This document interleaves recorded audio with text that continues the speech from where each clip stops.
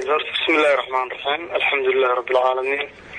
وبه نستعين على أمور الدنيا والدين وصلى الله وسلم على سيدنا محمد وعلى آله وصحبه وسلم. إن شاء الله تعالى أولا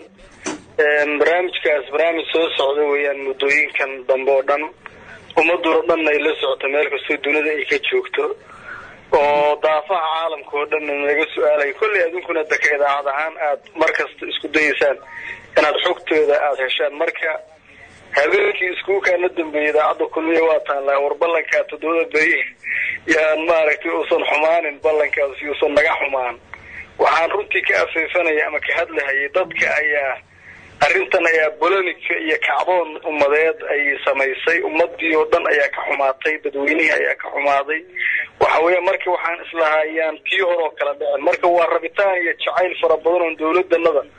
aan u qaba awgeedan lahaayay tii hore kala nagu dhacay markii haddana ballankii la isku ogaa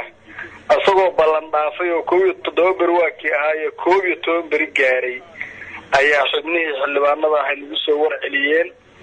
markii noo yimaadeen waxay nagu yiraahdeen meeshii aan ka sugaynay wixii horena in la dhaqo xumaan dambana meeshaas ay ku dhamaato annaga iyo dawladuna aan gacmaha isqabsano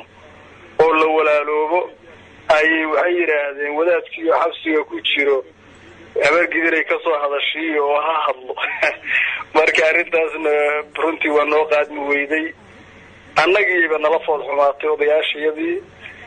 si isku mid ahaan waxaan ku nidhi arintaas man noo qaadnayso wadaadkii aan shalay ku soo wadnay waa lagu sharfahayaa waa lagu karaamaynayaa madaxaas lagu saarahayaa xumaan iyo dacwo iyo dood lagu qaban lama arko dawladii Soomaaliyeed madaxweynuhu u weeyahana ku darabtay wax lagu haysta iyo wax eedana lama arka wadaadka aan ku soo wadnay hadda kaalayo hadalo war sheego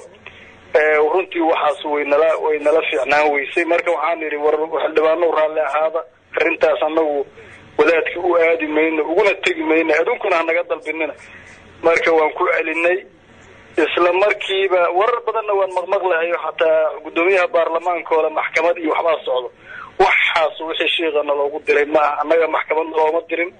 idaacada ka hadlana looma dirin wala dacweyana looma dirin wala xabisana looma dirin warinka odaga oo madaxda oo shiiqa oo culumada madaxweynuhu markuu nala hadlay wuxuu yiri walaadkaas waa odo Soomaaliyeed waa oday hawiye waa maadan culumada inaan karaamayno sharafnaa rabnaa uu noogu diray wixii aan ku doonanay sidaas ilaahayna waa ogyahay ilaahayna waa marqaati gashanaya caaw ilaahayna waa marqaati gashanaya ilaahayna wuu ogyahay marka wixii aan ku doonay iyo waxaan hadda isbedelay runtii wax la yaab leh ummadoodan dhakafaar ku rida naga yaabiyay ahaayeen